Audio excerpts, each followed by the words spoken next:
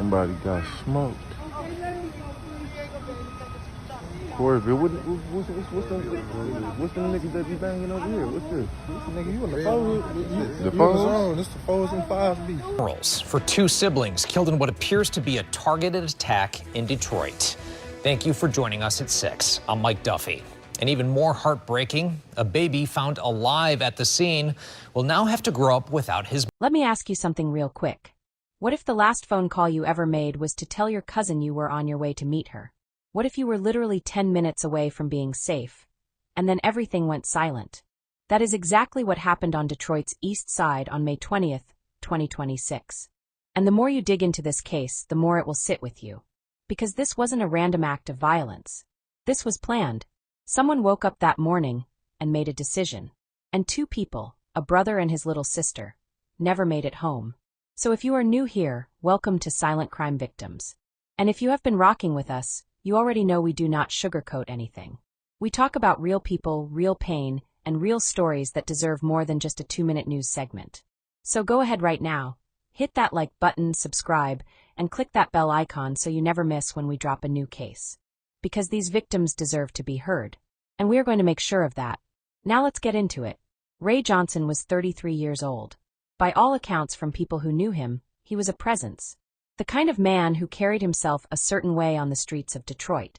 Word circulating in the community is that Raye was known in rap circles and had a reputation that came with a certain lifestyle. Now that detail matters, not to judge him, but because it helps us understand the world he was moving in and why someone may have wanted him gone. His sister, Tacoreya Johnson, known to everyone who loved her as Rita, was just 27 years old. Her cousin Tonya Brown described her as a good spirit. Someone who would give the clothes off her back. Someone whose face you saw whenever you saw Tonya's face, because they were that inseparable. Rita had just had a baby. A little boy. 1 month old. 1 month. That baby boy was still so new to this world that he could barely open his eyes fully. And on May 20th, he was sitting in the back seat of his mother's car when the bullets started flying. Let that land for a second. Rita was not even the target. That is the part of this story that is going to stay with you. She had nothing to do with whatever was going on. She was just there. She was there because she loved her brother. She was there because family shows up for family. And on that Wednesday afternoon, showing up for family cost her everything. Now here is where this story starts to take shape. The two siblings were parked outside a relative's home in the 9600 block of McKinney Street, near I-94, each sitting in their own separate vehicles. The family is planning not one, but 2 funerals for 2 siblings killed in what appears to be a targeted attack in Detroit. Thank you for joining us at 6. I'm Mike Duffy. And even more heartbreaking, a baby found alive at the scene will now have to grow up without his mother. We first brought you this double shooting on McKinney Street as breaking news last night at 6. Well, now, 24 hours later, 7 News Detroit reporter Darren Cunningham is following up with the victim's family and learning why it may have been a case of wrong place, wrong time. The victims gunned down here on McKinley Street in broad daylight have been identified by family as Raye and Tacoreya Rita Johnson. For their cousin, Tonya Brown, the loss is immeasurable. That girl was like my sister. We were together every day. Like, you see her face, you see mine. She was a good spirit. She'd help anybody. She'd get her clothes off her back. Tonya Brown says she was headed to meet her cousin, 27-year-old Rita Johnson, on Wednesday afternoon when her grandmother called, asking about rumors of a shooting. Moments later, she saw footage of Rita's car on the news. I didn't know what to think. Like, I was just on the phone with her and telling her I was just about to come meet her in like 10 to 15 minutes to get ready for a ride out that we were having today.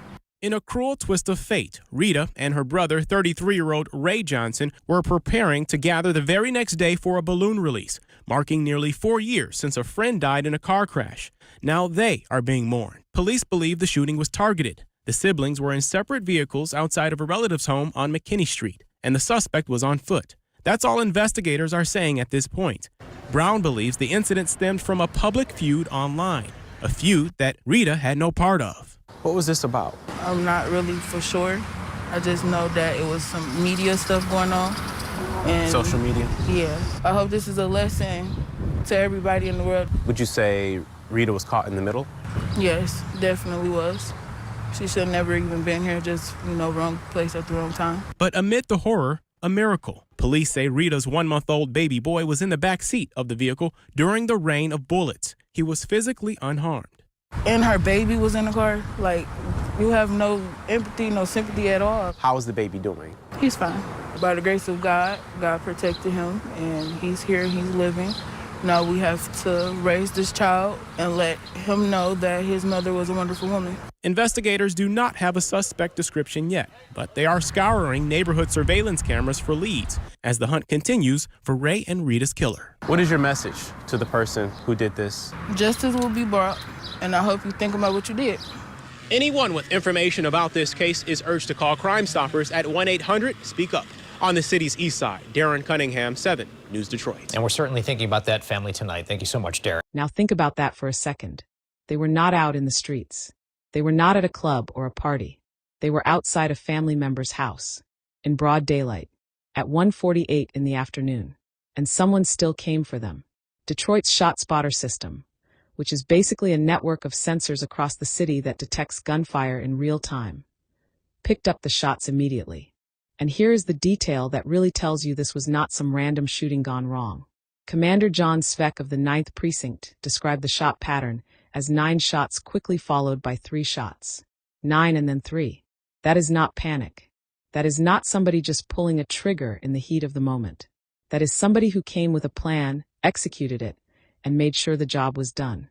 Police arrived within 5 minutes. 5 minutes. And both Raye and Rita were already beyond saving. They were pronounced dead right there at the scene. Now I need you to stay with me here, because this is where the story gets even heavier.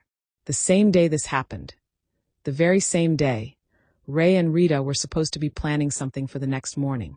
A balloon release. They were getting together to honor a friend who had died in a car crash nearly 4 years ago.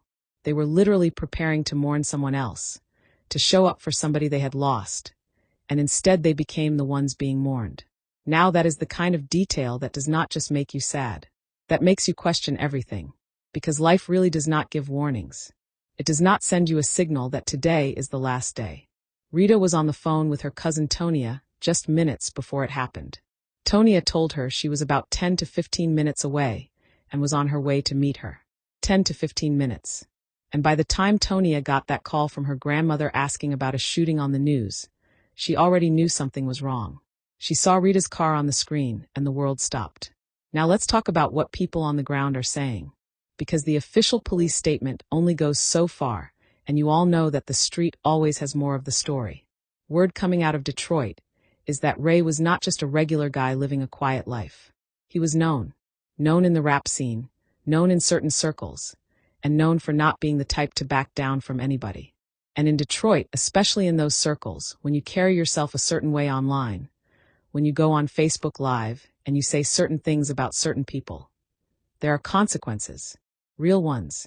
The conversation in the community is pointing directly at a social media beef that escalated, and not just any back and forth. But everybody talking about chill out. What chill mean? I don't know what chill mean. Expert tell me chill out, I'm bringing the problem to you flat out.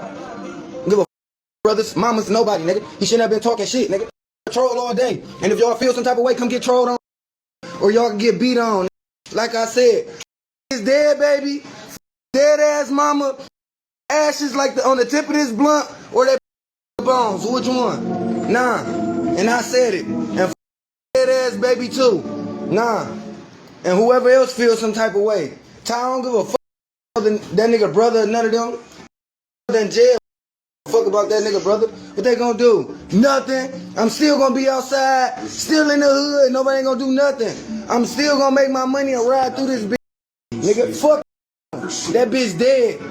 Ain't nothing but these ashes on my blunts. Go cry. Mother's Day just passed. Ain't that bitch Death Day or something coming up? Nah, y'all could. Next person tell me chill out, I'm trolling you. Flat out, or I'm pulling up and I'm gonna smack the shit out of you. Nah, and that's how I'm playing it. Nah. Nah, nigga dead ass mama and that dead ass baby. We are talking about the kind of public disrespect that, in certain street cultures, cannot just be ignored.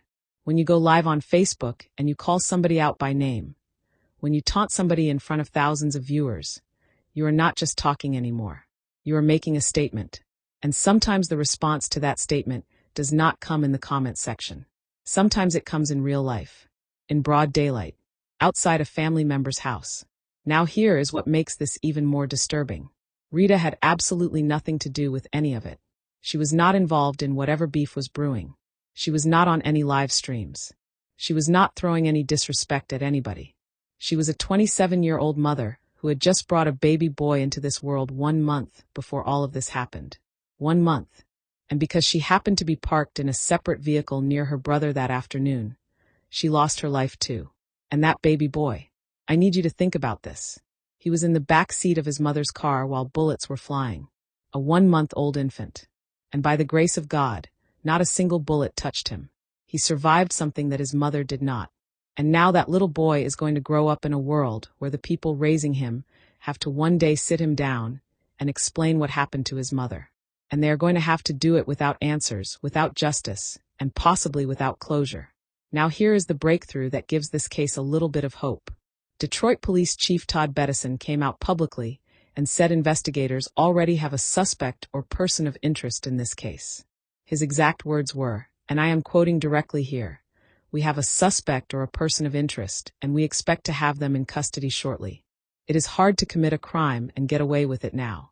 And he is right about that last part. Because Detroit has built up a serious surveillance infrastructure. We are talking license plate readers, flock cameras, and the Project Greenlight program, which has cameras posted up all over the city feeding directly to police. Whoever did this walked into one of the most watched neighborhoods in Detroit and left a trail, and detectives are following it. So now I want to leave you with something to sit with tonight, because this is the part of true crime that goes beyond just the facts. If one Facebook Live had never happened, would Raye and Rita still be alive today? How many people have lost their lives because of a 30-minute live stream? And that baby boy who survived, what kind of world are we leaving for him? Drop your thoughts in the comments right now. Tell me what you think about this case. And if this story moved you the way it moved me, share it. Share it for Raye. Share it for Rita. Share it for that 1-month-old baby who will never know his mother's voice. This is Silent Crime Victims. We will not let them be forgotten.